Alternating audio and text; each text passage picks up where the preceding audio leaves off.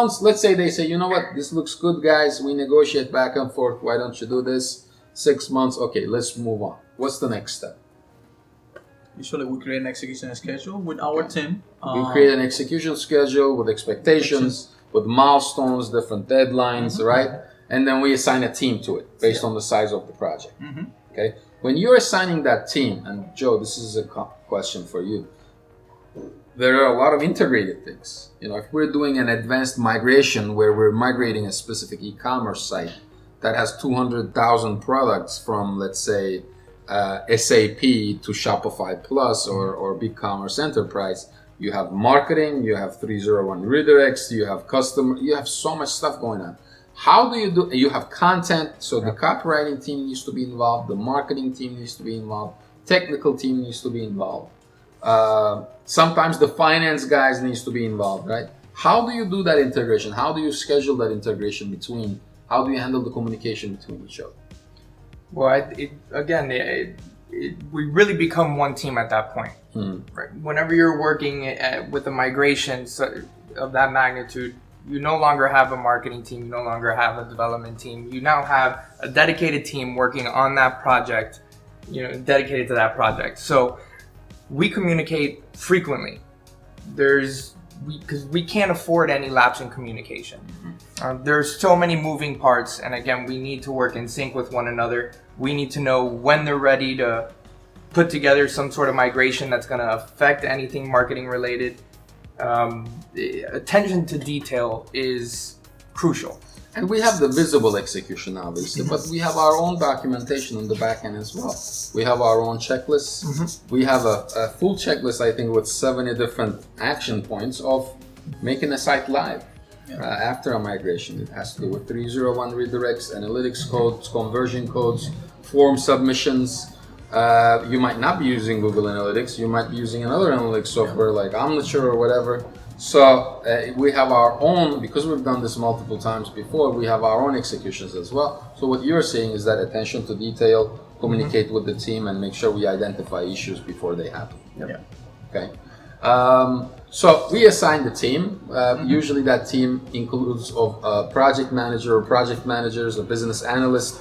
Project manager, again, handles and continues and makes sure that the execution is done. Certain parts are broken down. If it's a big project, we use Jira and Confluence. So we'll break it down in Jira. We'll assign it to different developers. Project manager takes it forward.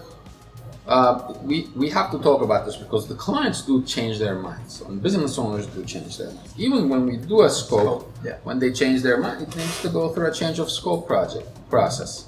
And change of scope, I believe, is done by the business analyst. Okay.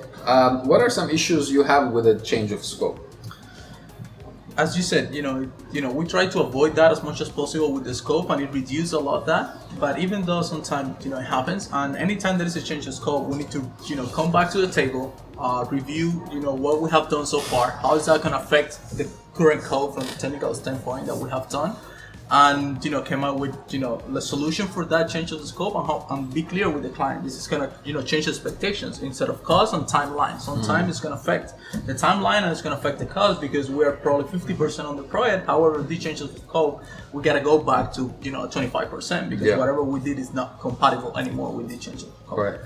But usually it's that go back to the table, readjust the scope and get back to the client and adjust the expectations. Yeah. And the scope helps through this process to avoid any miscommunication because the client, and again, nothing against the client, but of course they don't want to pay more money.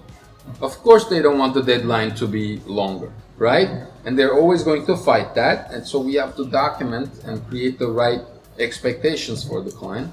And another thing I have to say, as a client or as somebody who owns the project, if you delay something 2 days, doesn't delay the project by 2 days. There are dependencies here. So if you delay access 2 days, it might delay the project 30 days.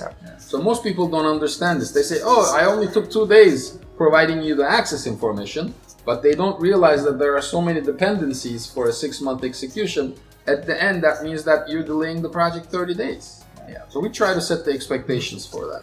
What I was going to say was I think we spend a lot of time talking about the importance of a detailed scope of work for the client. but we failed to mention how important a detailed scope of work is for the agency. Yes. And I think a lot of agencies fail to recognize how important that is for themselves. They'll cut corners, they'll skim it, they'll be very broad in their statements on their scope of work. And at the end of the day, when a change of scope comes, they can't go back and say, no, we never agreed to that. They kind of left it a little too, broad, open-ended. And so it really helps to be able to hold one or another accountable for each step of the project. Yeah.